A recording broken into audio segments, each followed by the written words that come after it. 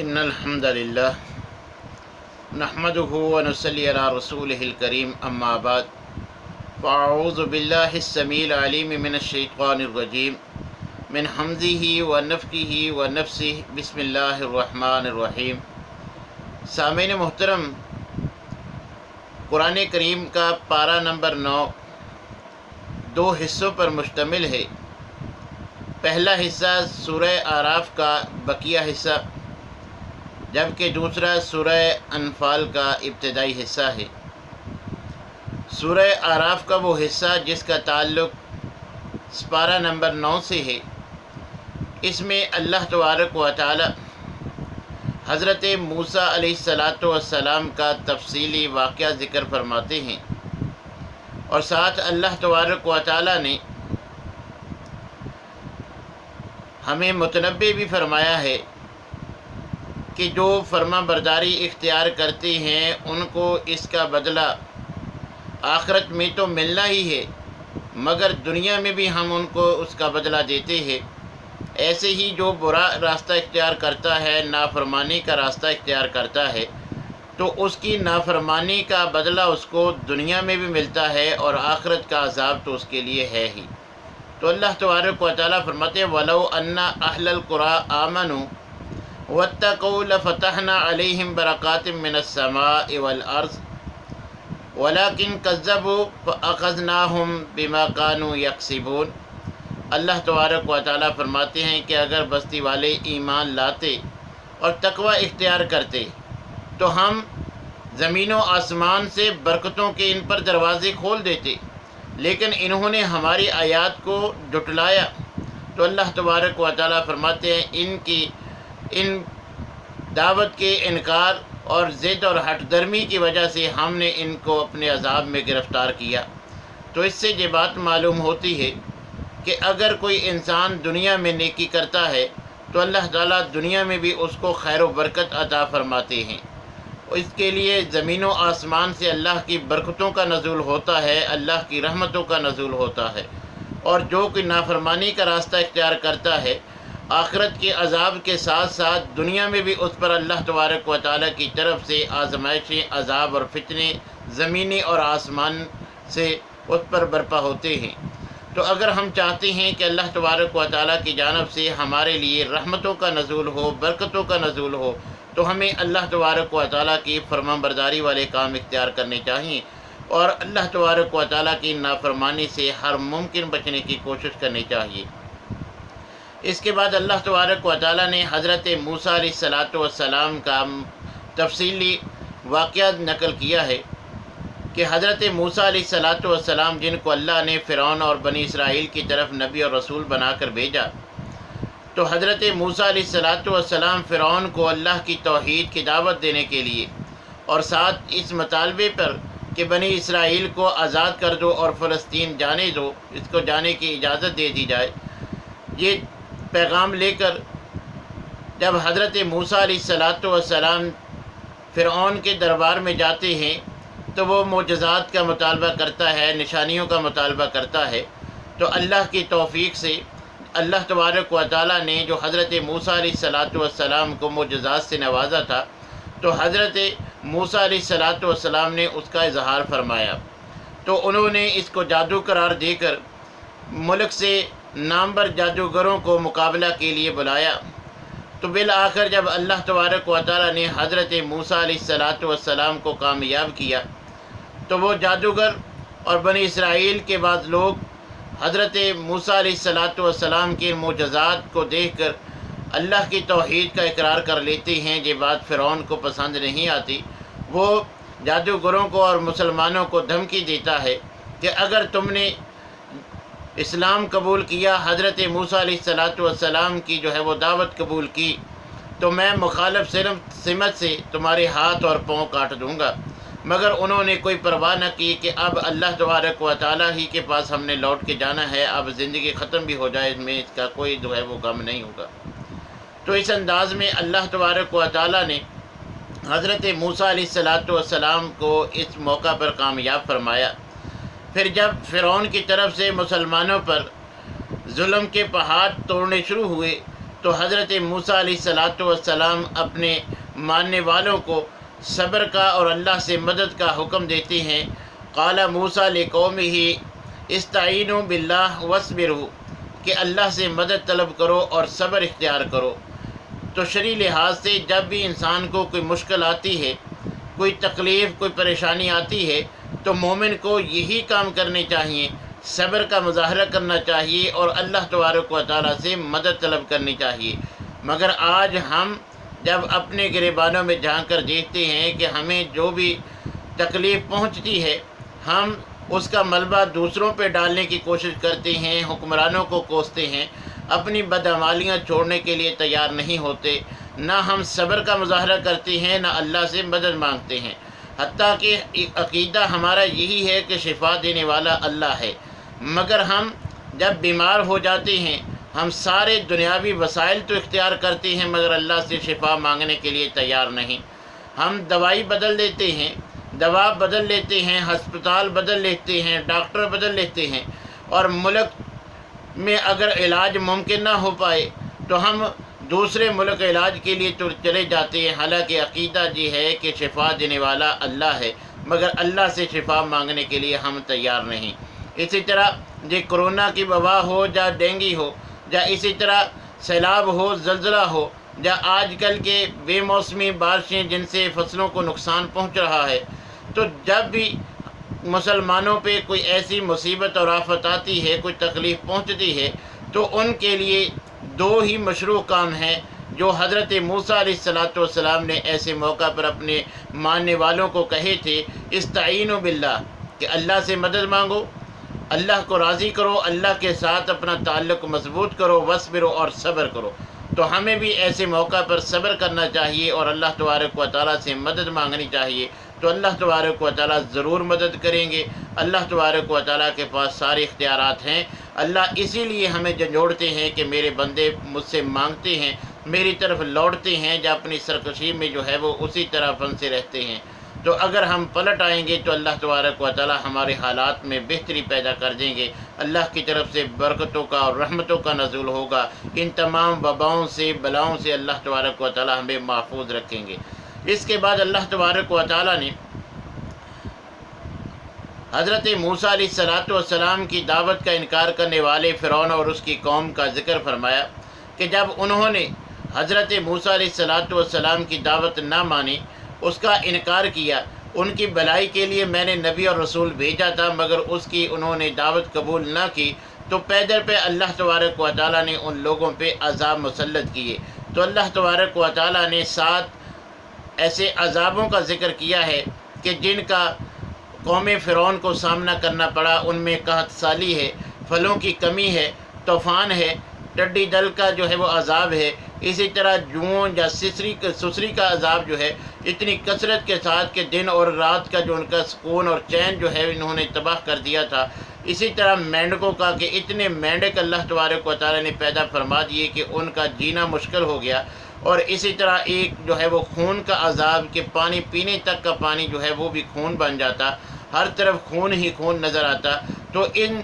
مختلف مواقع پہ اللہ تبارک و تعالیٰ نے ان 7 قسم کے عذابوں سے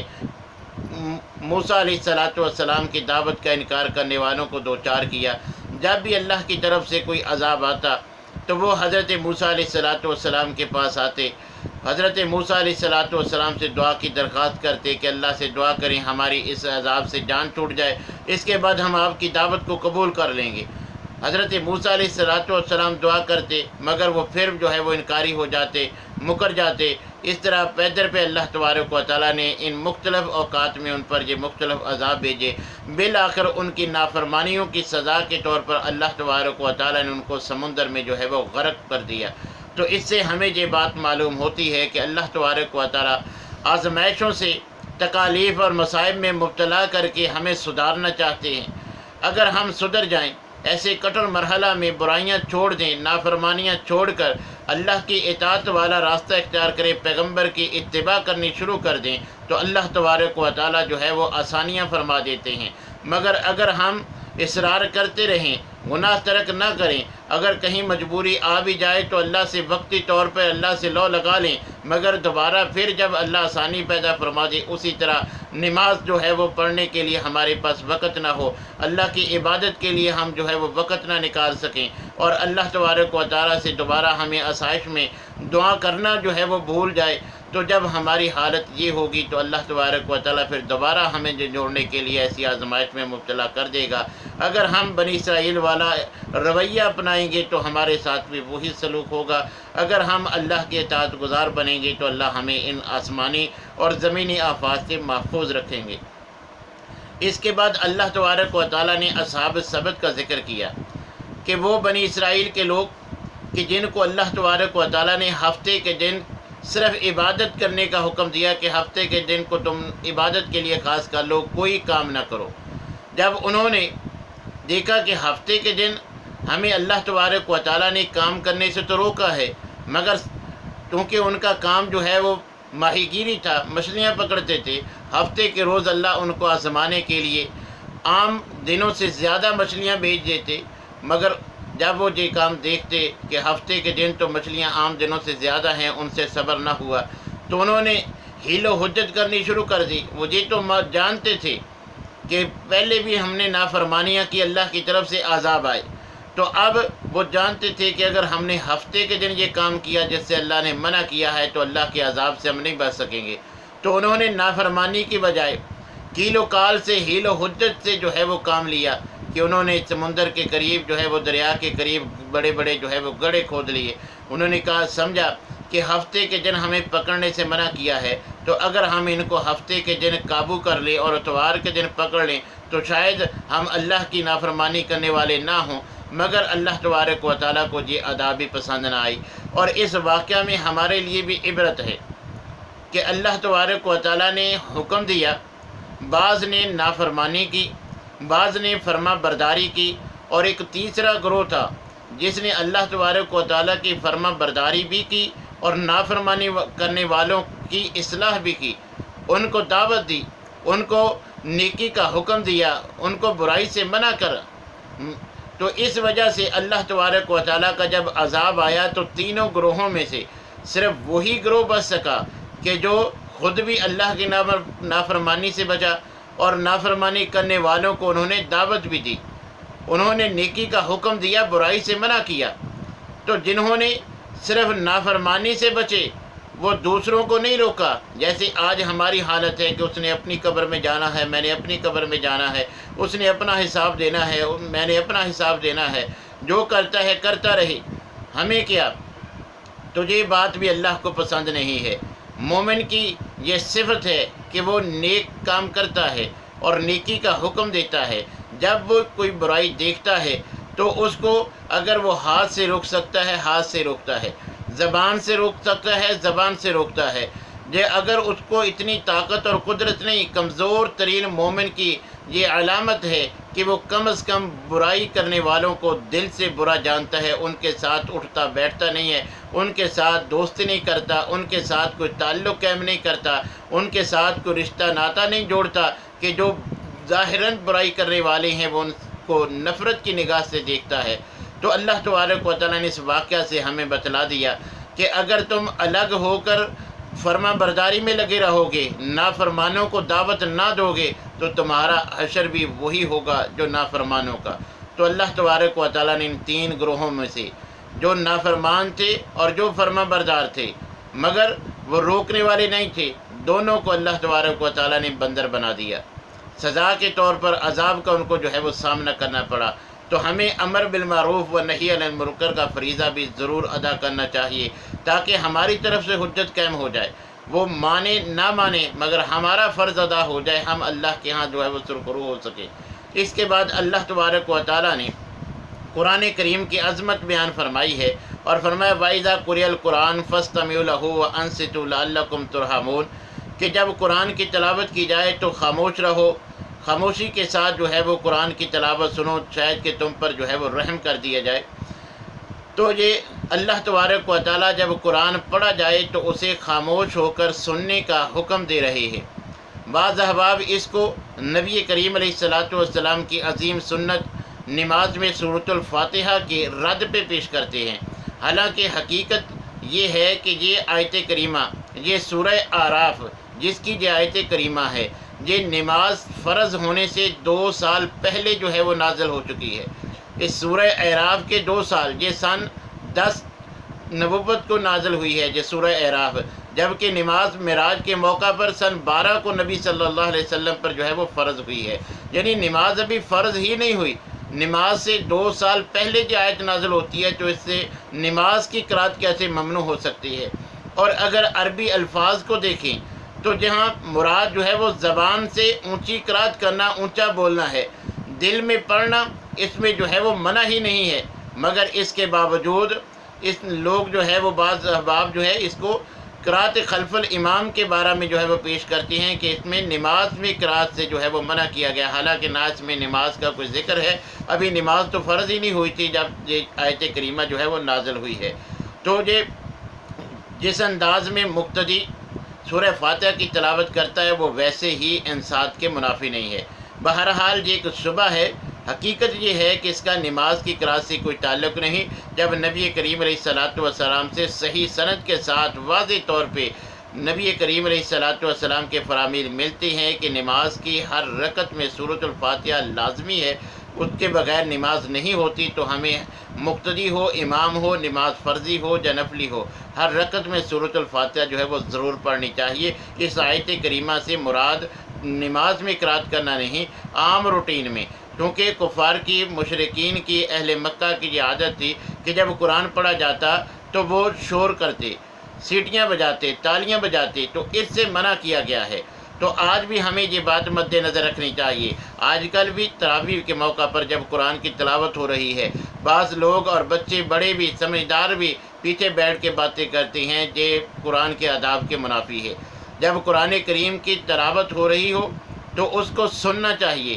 اگر سن نہیں سکتے تو کم از کم آپ جو ہے وہ مسجد سے دور چلے جائیں، تاکہ آپ کے شور کی وجہ سے جو سن رہے ہیں یا جو پڑھ رہا ہے اس میں جو ہے وہ خلل واقع نہ ہو۔ اور قرآن کی تلاوت ہو رہی ہو، اس طرح یہ شور ڈالنا، اپنی باتیں کرنا، یہ مشرکین مکہ کا کام ہے، یہ کسی مسلمان کو زیب نہیں دیتا۔ جب صلاۃ التراویح میں قرآن کی تلاوت ہو رہی ہو تو ہمیں ہمتن گوش ہو کر سننے کی کوشش کرنی چاہیے، سمجھنے کی کوشش کرنی چاہیے، تب اللہ تبارک و تعالی ہمیں اجر سے بھی نوازیں گے اور یہ قرآن ہمارے لیے شفا کا سبب ہوگا۔ ہم اس کو سنیں گے، ہماری جسمانی روحانی بیماریاں دور ہوں گی، اجر و ثواب سے بھی اللہ تبارک و تعالی ہمیں مالا مال کر دیں گے۔ اس کے بعد اللہ تبارک و تعالی نبی کریم علیہ الصلاۃ والسلام کے بارے میں جو غلط عقیدہ اور نظریہ لوگوں میں پایا جاتا ہے اس کی اصلاح فرماتے ہیں، اس کی تردید فرماتے ہیں کہ اے پیغمبر صلی اللہ علیہ وسلم آپ خود ہی فرما دیجئے قُل لا املک لنفسی نفعا ولا ضرا، کہ میں محمد صلی اللہ علیہ وسلم نفع نقصان کا مالک نہیں ہوں، اپنی جان کے لیے بھی نفع نقصان کا میں مالک اور مختار نہیں ہوں، الا ماشاء اللہ، مگر اللہ کی توفیق، اللہ کی توفیق کے بغیر میرے پاس بھی کوئی اختیار نہیں ہے۔ وَلَوْ كُنْتُ عَالَمُ الْغَيْبَ لَاسْتَكْثَرْتُ مِنَ الْخَيْرِ، اگر میں غیب جانتا ہوتا تو میں بہت زیادہ بھلائی اپنے لیے اکٹھی کر لیتا، بہت زیادہ بھلائیاں میں اپنے لیے جمع کر لیتا۔ وَمَا مَسَّنِيَ السُّوءُ، اور کبھی مجھے کوئی غم، کوئی برائی، کوئی دکھ نہ پہنچتا۔ إِنْ أَنَا إِلَّا نَذِيرٌ وَبَشِيرٌ، لیکن حقیقت یہ ہے کہ میں محمد صلی اللہ علیہ وسلم اللہ کی طرف سے ڈرانے والا، خوشخبری سنانے والا بنا کر بھیجا گیا ہوں۔ تو سامعین محترم، سیرت النبی کا جب ہم مطالعہ کرتے ہیں تو سیرت النبی کے واقعات اس آیت کریمہ کی تشریح اور تفسیر کے لیے کافی ہیں۔ خود نبی کریم علیہ الصلاۃ والسلام سے اللہ تبارک و تعالیٰ جہاں کہلا رہی ہیں کہ میں اپنے نفع نقصان کا بھی مالک نہیں ہوں، اگر میں غیب جانتا ہوتا تو مجھے کوئی نقصان نہ پہنچتا۔ حالانکہ سیرت کے ایسے ایسے واقعات ہیں کہ نبی کریم علیہ الصلاۃ والسلام کو بہت زیادہ جو ہے وہ تکالیف کا سامنا کرنا پڑا۔ اپنی زوجہ محترمہ پہ واقعہ افق کے موقع پر حضرت عائشہ رضی اللہ تعالی عنہ پہ تہمت لگتی ہے، نبی صلی اللہ علیہ وسلم کو کتنی جو ہے وہ تکلیف کا سامنا کرنا پڑتا ہے۔ اگر نبی صلی اللہ علیہ وسلم کو علم غیب ہوتا تو نبی صلی اللہ علیہ وسلم بتا دیتے کہ بھئی میری زوجہ جو ہے وہ حاجت کے لیے گئی ہوئی ہے، حاجت خالی ہے، اگر نبی صلی اللہ علیہ وسلم غیب جانتے ہوتے ضرور بتلا دیتے۔ تو نبی کریم علیہ الصلوۃ والسلام کے پاس لوگ آ کر غلط بیانی کر کے صحابہ کرام کو تبلیغ کے لیے مبلغ کے طور پر جو ہے وہ لے جاتے ہیں۔ 70 صحابہ کرام کو جو ہے وہ دھوکہ دہی سے نبی صلی اللہ علیہ وسلم سے لے گئے اور پھر راستے میں ان کو شہید کر دیا۔ اگر نبی صلی اللہ علیہ وسلم عالم الغیب ہوتے، غیب کا علم ہوتا، تو کبھی نبی صلی اللہ علیہ وسلم صحابہ کرام کو نہ بھیجتے۔ نبی صلی اللہ علیہ وسلم کو اس واقعہ پر بھی گہرا دکھ پہنچا۔ آپ پہ جو ہے وہ آپ نے ان کے لیے بہت بد دعائیں کی ہیں۔ اگر نبی صلی اللہ علیہ وسلم کو علم غیب ہوتا یہ تکلیف نہ پہنچتی، جیسا کہ خود فرمایا وما مسن یسو، یہ کوئی کم جو ہے وہ نبی صلی اللہ علیہ وسلم کو تکلیف تھی۔ اسی طرح یہودیہ عورت کھانے میں زہر ملا دیتی ہے، اگر نبی صلی اللہ علیہ وسلم کو علم غیب ہوتا تو نبی صلی اللہ علیہ وسلم زہر آلود کھانا نہ کھاتے۔ اور ویسے بھی عقل بھی اس بات کا تقاضا کرتی ہے کہ یہ کلی عقیدہ ہے کہ جبرائیل علیہ الصلوۃ والسلام وحی لے کے آتے تھے۔ اگر نبی کریم علیہ الصلوۃ والسلام عالم الغیب ہوتے تو وحی لانے کی ضرورت باقی نہیں رہتی۔ اور اسی طرح جنگ خندق کے موقع پر نبی کریم علیہ الصلوۃ والسلام دشمن کی خبر لانے کے لیے صحابہ کرام سے پوچھتے ہیں کہ کون جو ہے جو دشمن کی خبر لے کے آئے گا۔ حضرت زبیر کھڑے ہوتے ہیں کہ اللہ کے رسول میں جاتا ہوں۔ اگر نبی صلی اللہ علیہ وسلم عالم الغیب ہوتے تو نبی صلی اللہ علیہ وسلم کو ایسے مواقع پر جاسوسی کے لیے صحابہ کرام بھیجنے کی جو ہے وہ ضرورت نہ پڑتی۔ بعض اوقات جاسوسی کرنے والوں کو شہید بھی کر دیا جاتا۔ اگر نبی صلی اللہ علیہ وسلم کو خود علم ہوتا تو آپ صحابہ کرام کو جاسوسی کے لیے نہ بھیجتے۔ اور اسی طرح حضرت عائشہ رضی اللہ تعالیٰ عنہ کا ایک مرتبہ ہار گم ہو گیا۔ اللہ تبارک و تعالیٰ نے ہمارے لیے تیمم کا اہتمام کرنا تھا، وضو کے لیے پانی تک موجود نہیں تھا۔ حضرت ابوبکر پریشان ہو کر حضرت عائشہ رضی اللہ تعالیٰ عنہ کو ڈانٹ رہی ہیں کہ تمہاری وجہ سے ہم لیٹ ہو گئے ہیں۔ صحابہ اس کو ڈھونڈ رہی ہیں، ہاتھ جو ہے وہ اونٹ کے نیچے پڑا ہے۔ اگر نبی کریم علیہ الصلوۃ والسلام کو علم ہوتا تو قافلہ لیٹ نہ ہوتا، نبی صلی اللہ علیہ وسلم بتلا دیتے کہ اونٹ اٹھاؤ، اس کے نیچے جو ہے وہ ہار پڑا ہے۔ اسی طرح بیت رضوان کا واقعہ جو قرآن میں بھی اللہ نے ذکر فرمایا ہے کہ حضرت عثمان غنی رضی اللہ تعالیٰ عنہ کی شہادت کی افواہ پھیل جاتی ہے، نبی صلی اللہ علیہ وسلم اس کا بدلہ لینے کے لیے صحابہ کرام سے بیعت لیتے ہیں۔ اگر نبی صلی اللہ علیہ وسلم عالم الغیب ہوتے تو بتلا دیتے کہ یہ خبر جھوٹی ہے، میرا عثمان زندہ ہے، اللہ تبارک و تعالیٰ نے اسے محفوظ رکھا ہے۔ تو میرے بھائیوں، یہ مختصراً میں نے چند واقعات سیرت سے آپ کے گوش گزار کیے ہیں۔ تو نبی کریم علیہ الصلوۃ والسلام فرماتے ہیں وما مسنی السوء، اگر مجھے علم غیب ہوتا تو میری زندگی میں یہ نقصان دہ واقعات جو ہے رونما نہ ہوتے،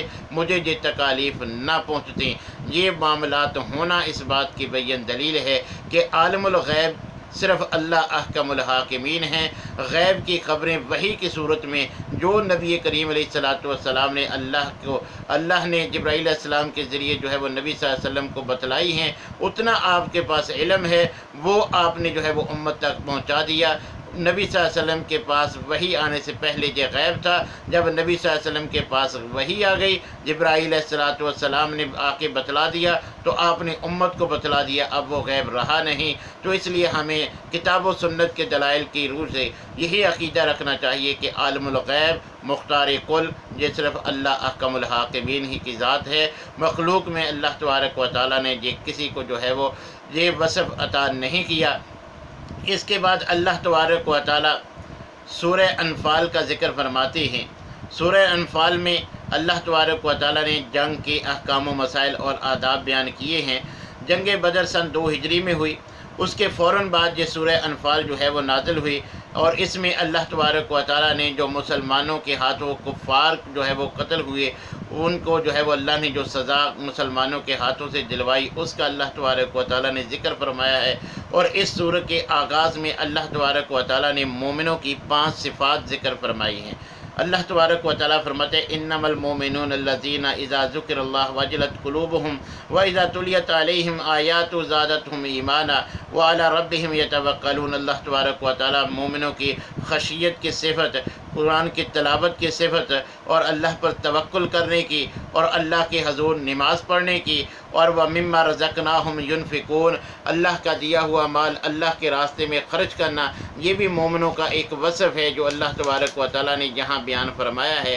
ہم بھی اگر ایمان کے دعوے دار ہیں تو ہمیں بھی یہ صفات اپنے اندر پیدا کرنی چاہیے، کیونکہ اللہ تبارک و تعالیٰ کے ہاں حقیقی مومن وہی ہے جو ان اوصاف سے متصف ہو۔ یہ صفات ہم میں سے ہر ایک کے اندر جو ہے وہ موجود ہونی چاہیے۔ اور اس کے بعد اللہ تبارک و تعالیٰ نے 6 مرتبہ مومنوں سے خطاب فرما کے ان کو احکام دیے ہیں۔ اللہ تبارک و تعالیٰ فرماتا ہے اے ایمان والو، میدان جنگ میں کفار کے مقابلہ میں پیٹھ نہ پھرو، جب تمہارا مقابلہ ہو جائے، مڈبھیڑ ہو جائے تو پھر جو ہے وہ پیٹھ پھیر کے نہ بھاگو۔ اور دوسرا حکم فرما رہے ہیں کہ اے ایمان والو، اللہ اور اس کے رسول کی اطاعت کرو۔ اور اللہ اور اس کے رسول کی اطاعت ہم میں ہر دنیاوی آفت سے اور اللہ تبارک و تعالیٰ کے ہاں کل قیامت کے دن سرخرو اسی وقت ہم ہو سکیں گے جب ہم اللہ اور اس کے رسول کی اطاعت کریں گے، کیونکہ کوئی بھی نیک عمل اس وقت تک قبول نہیں ہوگا جب تک وہ اللہ اور اس کے رسول کی اطاعت میں نہ ہو، کیونکہ نبی کریم علیہ الصلوۃ والسلام نے بھی ہم پہ واضح کر دیا، اللہ تبارک و تعالیٰ نے بھی فرما دیا کہ دین اسلام کے علاوہ کوئی دین قبول نہیں ہوگا۔ اور لقد کان لکم فی رسول اللہ اسوۃ حسنہ کہہ کر وما آتاکم الرسول فخذوہ وما نہاکم عنہ فانتہوا، اور اسی طرح ومن یشاقق الرسول، اللہ تبارک و تعالیٰ نے ان آیات میں واضح طور پر نبی کریم علیہ الصلوۃ والسلام کی اطاعت کا حکم دیا اور نبی صلی اللہ علیہ وسلم کی اطاعت کو اپنی اطاعت قرار دیا۔ ومن یطع الرسول فقد اطاع اللہ، تو اللہ اور اس کے رسول کی اطاعت ہی میں خیر ہے، اسی سے دنیا میں بھلائیاں ملتی ہیں، اسی سے آخرت میں نجات ملے گی۔ ہم سب کو اللہ اور اس کی رسول ہی کی اطاعت کرنی چاہیے۔ اس کے بعد اللہ تبارک و تعالیٰ ایمان والوں کو تیسرا حکم دیتے ہیں، اے ایمان والو، اللہ اور اس کے رسول جب کسی کام کے لیے بلائیں تو ان کا حکم قبول کرو۔ پھر اللہ تبارک و تعالیٰ فرماتے ہیں کہ اے ایمان والو، نہ اللہ اور نہ رسول کی خیانت کرو، نہ اپنی امانتوں میں ایک دوسرے کی خیانت کرو، اللہ کی بھی خیانت نہ کرو، رسول اللہ سے بھی خیانت نہ کرو، اور آپس میں بھی ایک دوسرے سے جو ہے وہ خیانت نہ کرو۔ اس کے بعد اللہ فرماتے ہیں اے ایمان والو، تم اللہ سے ڈرو گے، وہ تم کو ممتاز کر دے گا اور تمہارے گناہ معاف کر دے گا، یعنی اللہ کا ڈر اپنے دلوں میں پیدا کر لو، تقوی اختیار کرو۔ اس کے بعد اللہ تبارک و تعالیٰ فرماتے ہیں اے ایمان والو، دشمن سے مقابلہ ہو تو ثابت قدم رہو اور اللہ کو یاد کرو، اللہ کا ذکر کرو، اللہ سے مدد مانگو اور ثابت قدم رہو۔ اگر تم یہ کام کرو گے، اللہ سے مدد مانگو گے تو اللہ تبارک و تعالیٰ تمہاری مدد کرے گا، تمہیں فتح سے ہمکنار کرے گا۔ تو میرے بھائیو، جو مومنوں سے اللہ تبارک و تعالیٰ نے خطاب فرما کر احکام دیے ہیں، اللہ تبارک و تعالیٰ کے احکام ماننے میں ہی دنیا میں بھی اللہ تبارک و تعالیٰ کی نصرت اور مدد ملتی ہے، اور آخرت میں بھی نجات تبھی ممکن ہے جب ہم اللہ رسول کی اطاعت کریں گے۔ اللہ تبارک و تعالیٰ سے دعا ہے کہ اللہ تعالیٰ ہمیں ہر معاملہ میں کتاب و سنت کی اتباع کرنے کی توفیق عنایت فرمائے۔ وآخر دعوانا الحمد للہ رب العالمین۔